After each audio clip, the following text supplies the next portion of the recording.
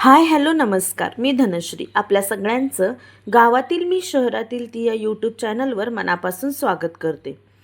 आज ना आम्ही शेतात गवारीच्या शेंगा तोडण्यासाठी आलो होतो. तर आमच्या शेताच्या शेजारीच ना एक नदी आहे.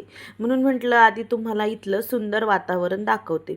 आणि ही जी आहे ना ती भीमा नदी आहे. नदीच्या पाण्यामध्ये सगळीकडे जलपर्णी पसरलेली आहे. दिसायला ही खूप हिरवीगार आणि सुंदर दिसते, पण प्रत्यक्षात नदी आणि तलावांसाठी ना तितकीच घातक असते, कारण ही खूप फास्ट वाढते. पाण्याचा मोठा भाग झाकून टाकते, त्यामुळे पाण्यातील ऑक्सिजन कमी होतो आणि मोटर पाण्याचे पाईप पण याने ब्लॉक होतात. आणि मला इथे एक अजून गोष्ट दिसली, चला तुम्हाला जवळून दाखवते. आम्ही आहे ना याला लांडगा म्हणतो. तुमच्या भागात याला काय म्हणतात ते मला कमेंटमध्ये नक्की सांगा. लहानपणी शाळेत असताना आम्ही हे एकमेकांचे केसात टाकून आहे ना खूप मज्जा करायचो. आणि इकडे बघा किती सुंदर बटरफ्लाईज फिरत आहेत. कॅमेऱ्यामध्ये कितपत दिसत आहे माहीत नाही, पण प्रत्यक्षात खूप छान वाटत होतं. चला आता गवारीच्या शेंगा तोडायला जाते. जाताना रस्त्यात थोडा पालक दिसला तर तोही काढून घेतला, कारण हे कांद्याचं शेत आता नांगरायचं आहे, त्यामुळे हा पालक काही आता राहणार नाही थोड्या दिवसांनी, म्हणून तो काढला. आणि मी जाईपर्यंत इकडे सासूबाईंनी गवार तोडायला सुरुवात केली होती. मग मी सुद्धा त्यांना मदत केली.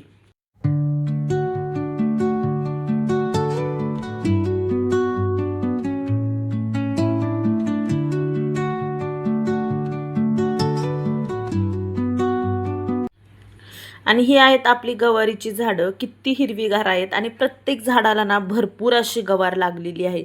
आणि ही जी गवार आहे ना ती पुणेरी गवार आहे. आणि आम्ही ना हिला उसाच्या बांधाला लावलंय.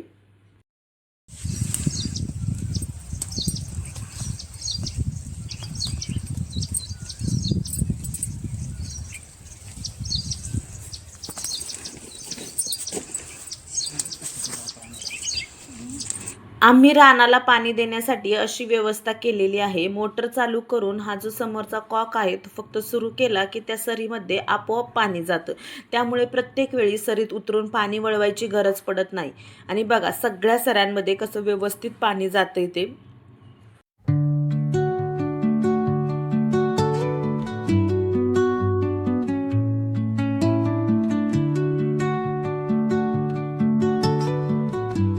आता सगळी गवार तोडून झाली आणि तुम्ही म्हणाल की इकडे का मोकळं पाणी सोडले, तर हे ह्यासाठी की आम्ही ना इकडे पाटामध्ये थोडीशी मिरचीची रोपं लावली आहेत, तर त्याच्यासाठीच ते पाणी सोडलं होतं. आता आम्ही दुसऱ्या बाजूला गवार तोडायला आलोय. वाटेत आमचीही नारळाची झाडं आहेत. यावर्षी त्याला चांगला मोहर आलेला आहे. असं वाटतंय की याला भरपूर नारळ येतील, पण बघू आता काय होते ते. मी पुढे तुमच्याशी व्हिडिओमध्ये तर नक्कीच शेअर करेल.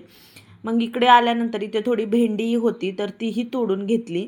कारण जसं की मी तुम्हाला मगाशी म्हटलंच की आता हे रानच नांगरायचं आहे, त्यामुळे आता हे काहीही राहणार नाही. पालक, भेंडी किंवा इकडे थोडीशी गवार आहे ती पण. त्यामुळे मग आता आम्ही ती गवारसुद्धा तोडायला चालू केली. आणि ही इकडची जी गवार आहे ना तर ती गावरान गवार आहे. आधीची होती ती पुणेरी गवार होती. आणि इतकं ऊन झालं होतं ना, त्यामुळे आम्ही दोघींनी पटपट मिळून गवार तोडून घेतली. आणि तोडून झाल्यानंतर थोडा वेळ सावलीत बसलो. आणि तिथेच मला हे एक झाडसुद्धा दिसलं, तर तुम्हाला दाखवते पुढे बघा.